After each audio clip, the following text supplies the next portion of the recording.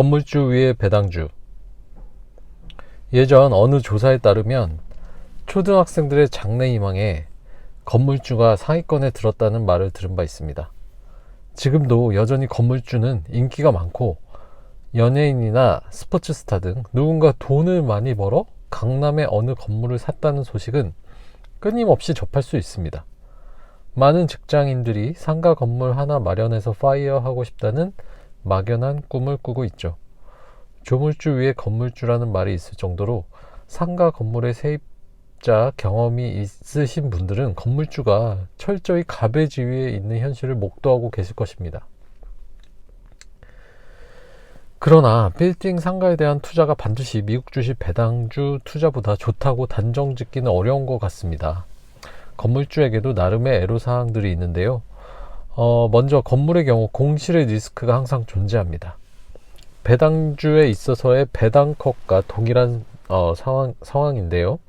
배당컷 상황은 정말 극도의 경제 위기 상황에서 예외적으로 발생하는 것이고 이것도 ETF 투자 등 분산 투자를 통해 그 리스크를 해지할 수 있습니다. 그러나 건물의 경우는 정말로 목이 좋은 건물을 제외하고는 공실 상황 발생이 꽤 많이 생깁니다. 특히 코로나19 이후 망하는 자영업자가 늘어나면서 이러한 공실 리스크는 더 커진 것 같습니다. 주위를 보면 한자리에서 5년, 10년 장기간 장사를 지속하는 가게는 소수이고 망해서 없어지는 가게가 더 많은 것 같기도 합니다. 다음으로 부동산의 경우 소유하고 있는 것만으로 보유세 등 각종 세금이 발생하고 건강보험료 인상의 문제도 있습니다. 그런데 제가 제일 맞닥뜨리기 싫은 부분은 바로 임차인이란 사람을 상대하는 일입니다. 이른바 진상 임차인을 만날 경우 그 정신적 스트레스는 그 무엇과도 바꿀 수 없는 스트레스가 되어버립니다. 임차인이 임대료를 장기간 연체하면 건물주로서 현금 흐름이 끊기거나 줄어들게 되는데 사적인 힘으로 강제로 내보낼 수도 없습니다.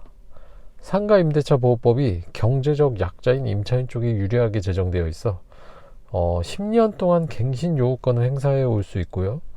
권리금 회수를 방해한다고 주장하면서 건물주를 상대로 오히려 손해배상 소송을 제기해 올 수도 있습니다. 속을 썩이는 임차인이 제발로 나가지 않으면 법원에 명도소송 소제기를 해야 하고요.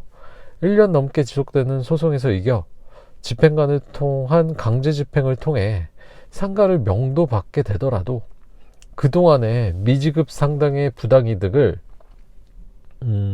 임차인을 상대로 강제집행을 해야 하는데 임차인의 재산이 없으면 집행도 되지 않고 건물주가 홀로 그 손해를 감당해야 합니다. 이러한 과정을 겪으면서 건물주들은 정신적 스트레스로 인해 병원 치료를 받는 경우도 있습니다. 또한 건물을 매입할 때 드는 소요 비용도 만만치 않습니다. 취득세, 등기 수수료, 중개 수수료가 있고요. 임차인을 구할 때 드는 중개 수수료도 생각해야 합니다. 대체적으로 10억 원의 상가의 경우 공실이 없다는 전제하에 서울권이라면 대략 2 내지 3%의 임대 수입을, 경기권은 5 내지 6%의 임대 수입을 올릴 수 있다고 합니다. 상가가 공실이 나지 않으면서 꾸준히 임대가 되고 임대료도 조금씩 올릴 수 있다면 매년 연 6%의 수익을 올릴 수 있고 향후 건물의 가격이 상승하면 시세 차익까지 누릴 수 있게 되죠.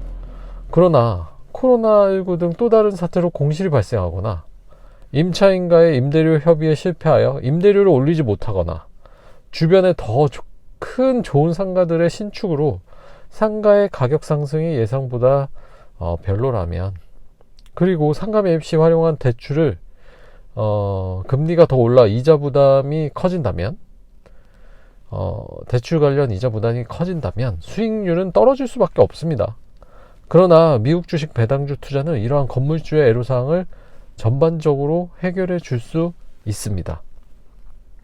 먼저 1번, 공실 리스크가 없습니다. 물론 개별주에만 투자하는 경우 배당컷 리스크가 있으나 SCHD와 같은 배당 ETF에 투자할 경우 그 100여 개의 기업 모두가 배당을 동시에 중지하는 경우가 발생하는 일은 없을 것이므로 경제위기 발생 시 배당액이 조금 줄어들 수는 있겠지만 공실 리스크와 같은 위험은 없다고 볼 수 있습니다.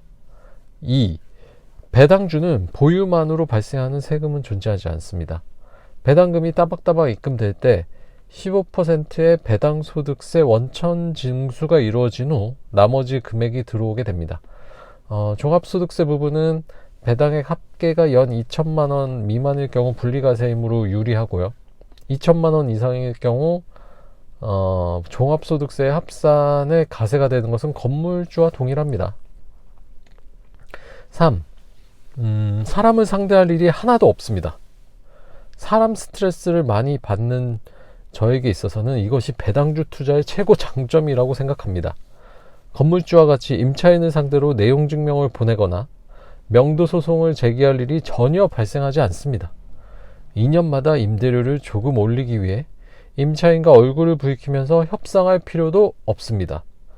SCHD는 알아서 자동으로 매년 연 12%씩 배당액을 올려줍니다. 임대료나 우리의 월급을 매년 12%씩 올리기는 쉽지 않습니다. 그러나 SCHD는 2011년부터 현재까지 연 평균 12%의 배당 성장을 이루어 왔습니다. 4.